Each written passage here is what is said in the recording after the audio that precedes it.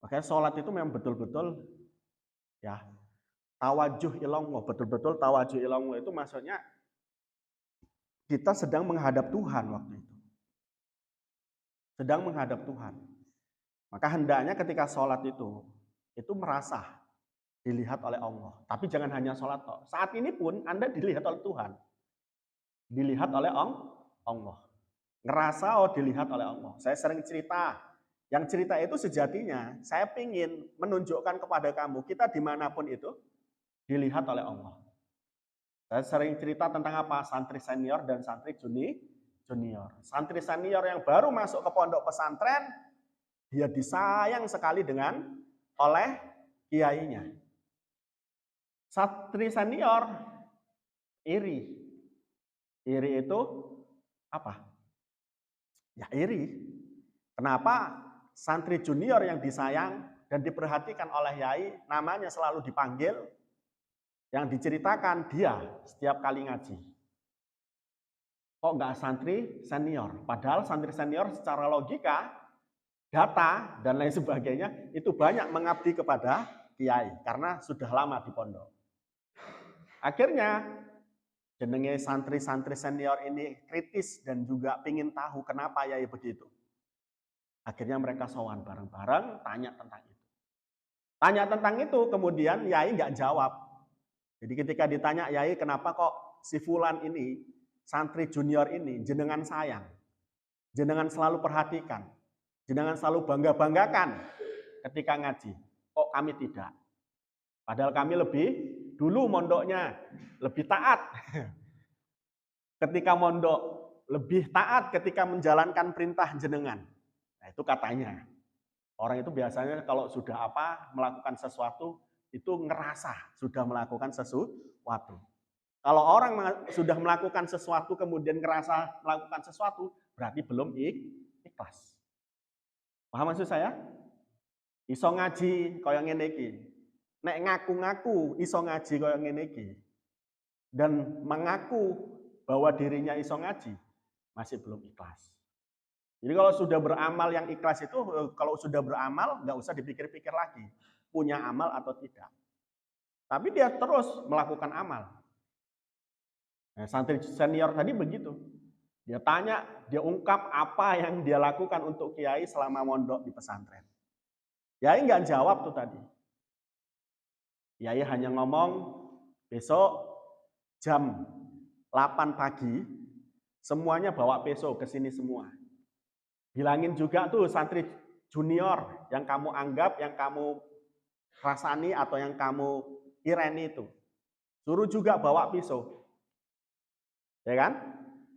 Nah setelah bawa pisau semua, besok jam 8, itu yai ngomong, saya punya ayam di belakang. Semuanya ngambil ayam, setelah ngambil ayam ke sini lagi, dan setelah itu belah ayam tersebut, tapi syaratnya jangan ada yang lihat ayam tersebut dibelah pada saat kamu menyembelihnya. Nah pada saat itu, jenenge santri senior merasa pinter, lari mereka kemana? Ke gua. Lari kemana mereka? Ke kamar, dikunci kamarnya. Lari mereka kemana? Di sebuah hutan yang tidak ada orang. Semuanya berhasil nyembelih santri senior. Tapi tidak berhasil menyembelih santri junior. Ketika sudah balik semua, termasuk santri junior, santri senior ketawa. Ngetawain santri junior. Goblok tuh. Mosok golek tempat yang tidak dilihat oleh orang saat menyembelih nggak dapat. Kayak kami ini loh, pinter. Aku melebu neng gua, aku melebu neng bolongan, aku melebu neng kamar tak kunci. Melebu neng kamar mandi tak kunci. Ketika nyembelih tidak ada orang tahu. Santri junior bodoh. Ketika sudah semacam itu, yai ngomong, wes disembelih kabeh. Sudah disembelih semua ayamnya. Ampun yai, sebagaimana titah atau perintah dari panjenengan. Kami menyembelih di tempat yang tidak dilihat oleh orang. Kami menyembelih di goa, di hutan, dan lain sebagainya. Terus kemudian Terakhir ditanya santri junior, loh kok kamu nggak menyembelih? Santri junior mengatakan, bagaimana saya bisa menyembelih Yai? Yai tadi bilang, kalau kita disuruh menyembelih itu, menyembelihnya jangan sampai ada yang tahu. Tapi ketika saya masuk ke hutan, ikut-ikut kawan-kawan, masuk ke sebuah goa yang tidak ada orangnya juga, masuk ke kamar, saya kunci, itu saya merasa ada yang lihat. Yang lihat itu Allah. Saya merasa dilihat oleh Allah kemana saya mau menyembelih ayam ini. Nah, pada saat itu santri senior itu pada paham semua. Oh, ini toh. Kenapa Yai mengistimewakan santri junior yang baru masuk? Karena punya akhlak mulia dan pengetahuan yang tinggi terhadap jiwanya.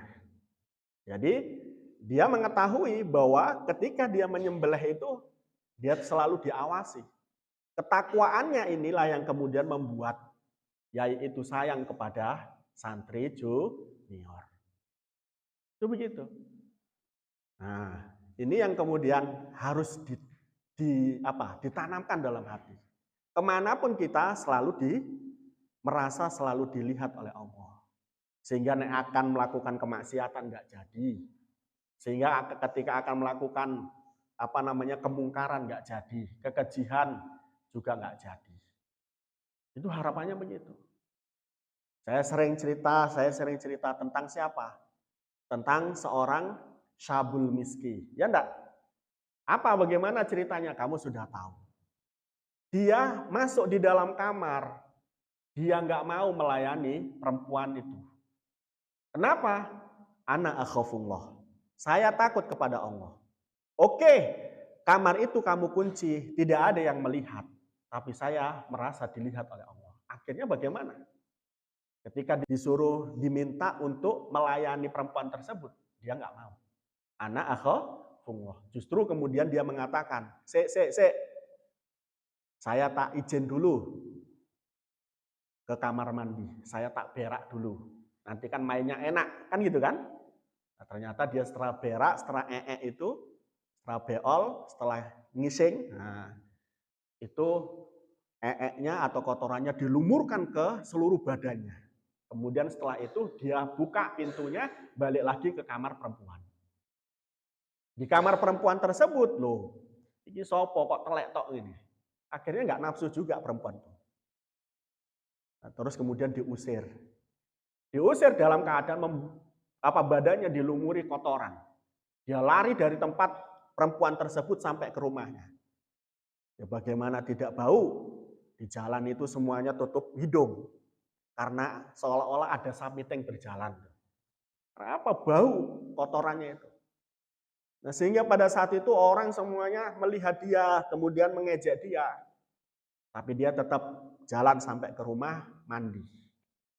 Nah, setelah mandi, badannya itu dirubah oleh Allah yang tadinya bau tai menjadi harum.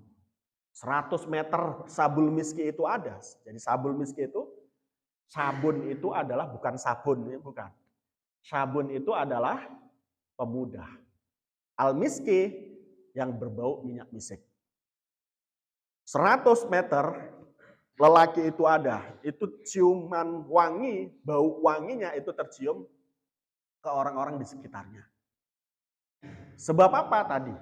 Ana akhafullah. Saya takut kepada Allah. Ini loh yang harus kita tiru, kawan.